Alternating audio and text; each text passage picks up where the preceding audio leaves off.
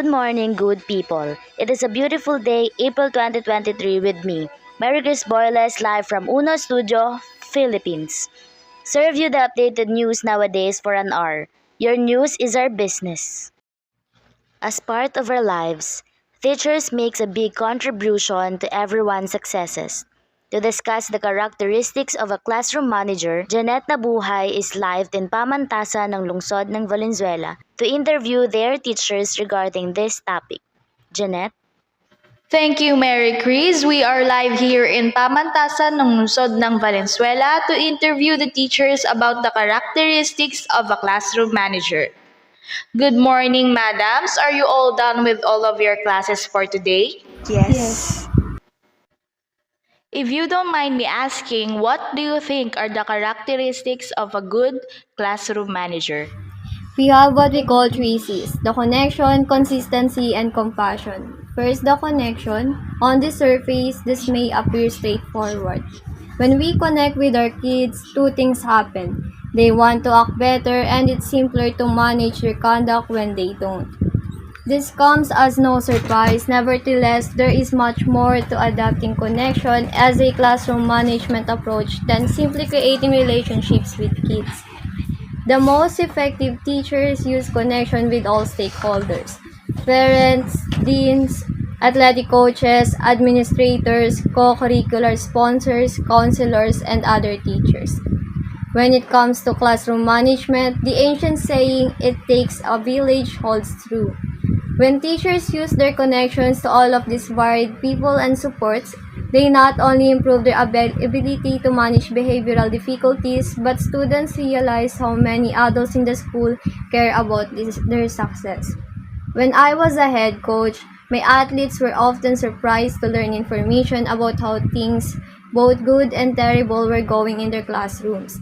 This level of connection only helps everyone stay informed and collaborate for the good of the learner.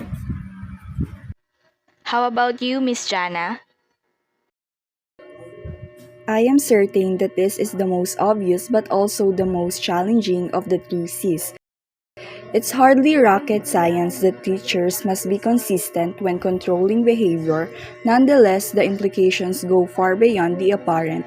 While we think of consistency in classroom management, we usually think about being consistent while handing out consequences, which is, of course, very important. But consistency cannot end there. We must also ensure consistency in other areas.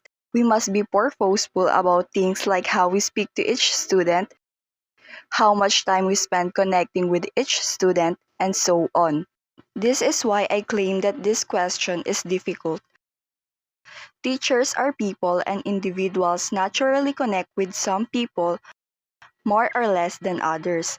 Students notice this much more rapidly than we realize, since we have an innate tendency to draw toward people who are like us and have similar interests. I recall a pupil telling me at the turn of a particular academic year, "I really like your class. However, I wish you wouldn't favor some students over others so much." I was surprised, so I asked the student to elaborate on her feelings. She stated, "You spent a lot of time discussing volleyball and golf with those sportsmen, but not nearly as much time discussing my ice skating." She was right, I didn't, but not for the reasons she thought I would. Simply because I enjoy playing golf and volleyball, I subconsciously gravitated toward those students and those talks, never giving the contradiction much attention. Therefore, being consistent in our classroom management goes well beyond simply being consistent with our sanctions. The more consistent we are in all facets of our behavior, the more the pupils will understand that we value them equally, and the simpler it will be to control behavior. How about you, Ma'am Maxine?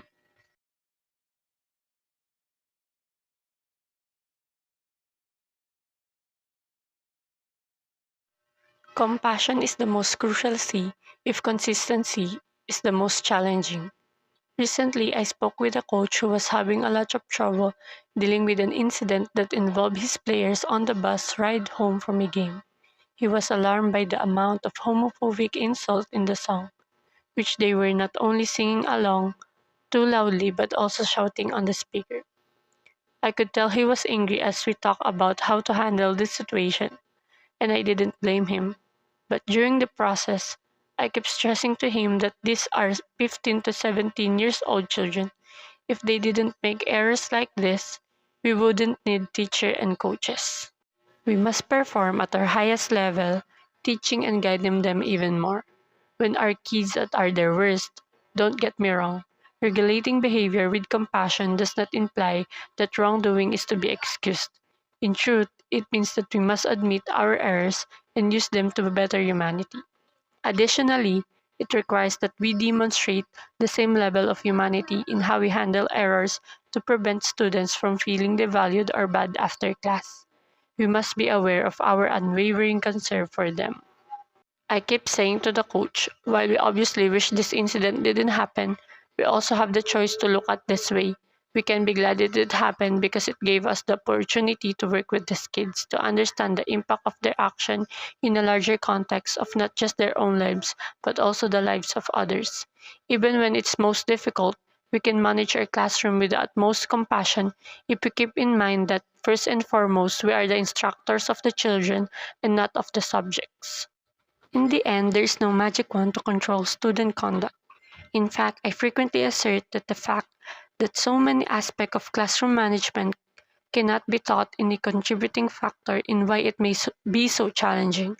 However, we begin to bring out humanity in the profession and the best in everyone when we endeavor to establish a classroom that is linked, consistent, and full of compassion. Wow, that was indeed fascinating to hear, and at the same time, we knew deeply how hard the job of a teacher is. Thank you for that intact information, Ma'am Jem, Ma'am Jana, and Ma'am Maxine. That would be all. Back to you, Mary Chris.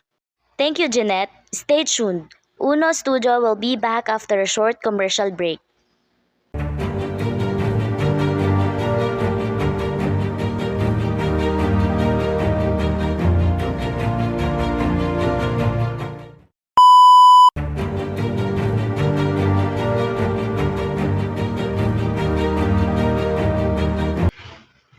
And for local news, a teacher was caught in CCTV footage performing corporal punishment on a student during their periodical exams. The parents of the child already filed a complaint with the regional office. Apart from that, Attorney Elena Orduña is on the screen to answer some of our questions regarding this incident. Good day, Attorney. Good day, Jeanette. So, the footage or what we saw the teacher was doing is a school corporal punishment as it happened in the school premises. School corporal punishment is a method of discipline when a supervising teacher willfully causes pain to a kid in reaction to the child's incorrect conduct or words. Attorney, what violations did the teacher induce and what consequences will she get if she is proven guilty? We have the Anti-Child Abuse Republic Act No. 7610. If found guilty, the instructor faces a minimum of 6 years in jail and penalty fees. DepEd Order No. 40 Series of 2012, commonly known as the DepEd Child Protection Policy, intends to establish a zero-tolerance policy for any act of child abuse, exploitation, violence, discrimination, bullying, and other related violations. Thank you for that information, Attorney. These are the breaking news for the day. This is Janeth Nabuhay, And this is Mary Chris Boyles. serving updated flaming hot news nowadays. Uno Studio Philippines. Your news is our business.